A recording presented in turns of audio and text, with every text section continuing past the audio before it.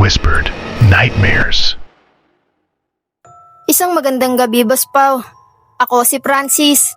Ibinabahagi ko ang isa sa pinakanakakatakot na karanasan sa buong buhay ko. Isang pangyayaring hanggang ngayon ay hindi ko pa rin lubos maipaliwanag. Nangyari ito ilang taon na ang nakalipas sa isang lumang apartment complex na inuupahan ko noon sa may Bonnie Avenue sa Mandaluyong City. Malapit sa hangganan ng Makati at Ortigas. Tahimik ang lugar sa umaga dahil karamihan sa mga nakatira roon ay mga empleyado na umaalis para pumasok sa trabaho. Pero kapag gabi na, parang nag-iiba ang pakiramdam ng buong gusali. Ang apartment complex na iyon ay may 4 na palapag at halatang matagal na itong itinayo. Kupas na ang pintura ng pader. May mga bitak na ang semento sa ilang bahagi ng hagdanan at madalas pa ay kumukurap ang mga ilaw sa koridor. Sa unang linggo ko palang doon tumitira ay napansin ko na agad ang kakaibang katahimikan tuwing 10 oras ng gabi. Minsan kahit nakabukas ang bintana ng kwarto ko ay wala akong marinig na kahit anong ingay mula sa labas. Parang may bumabalot na mabigat na katahimikan sa buong gusali. Bandang 12:00 ng gabi, Boss Pao, ang madalas na oras na nagigising ako sa hindi maipaliwanag na pakiramdam na parang may nagmamasid sa akin. Noong una ay inisip ko na baka epekto lamang iyon ng pagod sa trabaho. Ngunit habang tumatagal ay mas lalo kong napapansin ang mga kakaibang bagay. May mga pagkakataon na kapag dumadaan ako sa makipot na koridor ng 3 palapag kung saan naroon ang unit ko, parang may mga yabag na sumusunod sa likuran ko kahit wala naman akong kasabay na tao. Isang gabi, habang pauwi ako mula sa trabaho sa Makati at papasok na sa gate ng apartment complex, napansin ko ang kakaibang lamig ng hangin sa loob ng compound.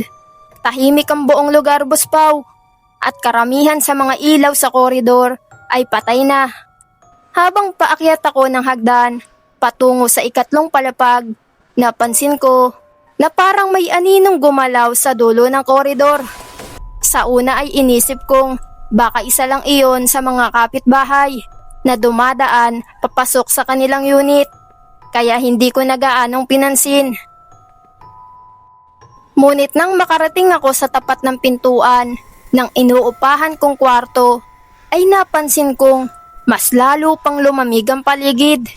Habang inilalabas ko ang susi sa bulsa ko ay parang may biglang dumaan na malamig na hangin sa likuran ko.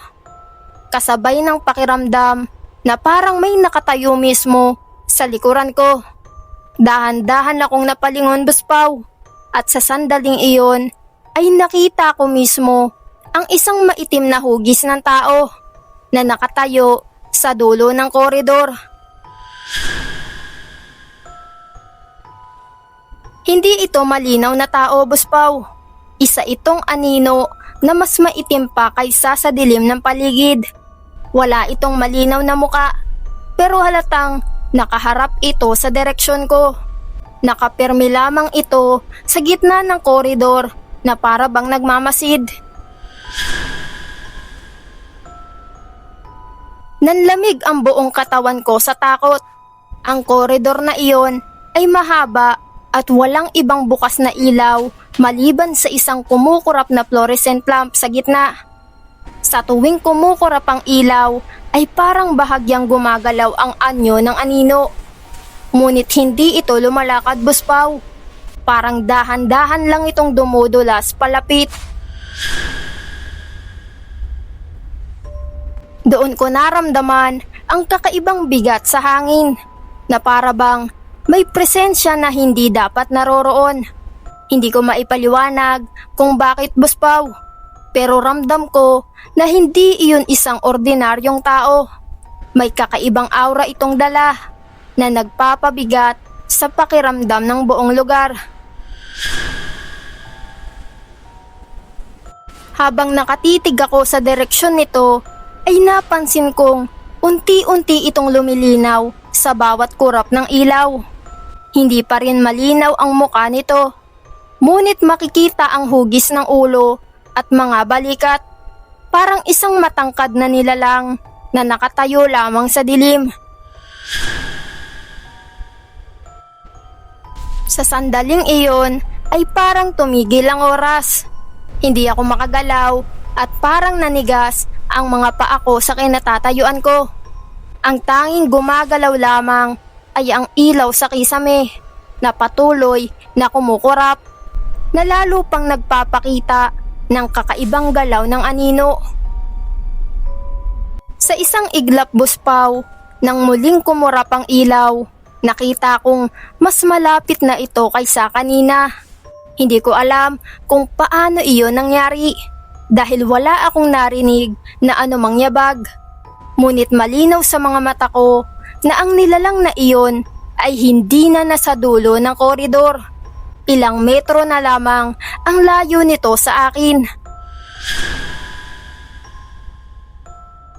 Mas lalo akong kinilabutan nang mapansin kong tila walang paa ang anino.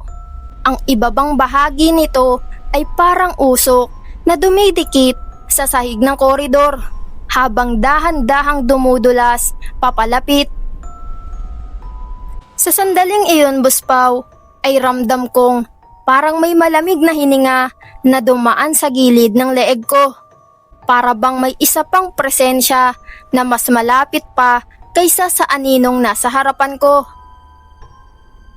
Bigla kong naipasok ang susi sa pinto at mabilis na nabuksan ang unit ko. Halos mapatid ang hininga ko habang dali-dali akong pumasok at isinara ang pinto. Ngunit bago tuluyang sumara ang pintuan, ay hindi ko napigilang tumingin muli sa koridor.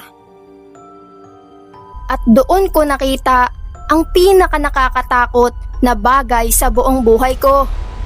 Ang aninong kanina ay nasa gitna pa ng koridor ay biglang nasa tapat na ng pintuan ko. Nakatayo lamang ilang hakbang mula sa akin. Walang muka, walang mata, ngunit ramdam na ramdam ko ang matinding pakiramdam na parang diretsyong nakatitig ito sa akin. Agad kong isinara ang pintuan, Buspaw, at ikinandado ito habang nanginginig ang mga kamay ko. Buong gabi akong hindi nakatulog dahil sa takot. Ngunit bandang 3:00 ng madaling araw ay may narinig akong kakaibang tunog mula sa labas ng pintuan. Isang mabagal na kaluskos sa kahabaan ng koridor. Kasunod noon ay isang mabigat na katahimikan na parang may naghihintay lamang sa labas. Kinabukasan, nang lumabas ako ng unit para pumasok sa trabaho, napansin ko ang isang kakaibang marka sa sahig ng koridor, sa tapat mismo ng pintuan ko.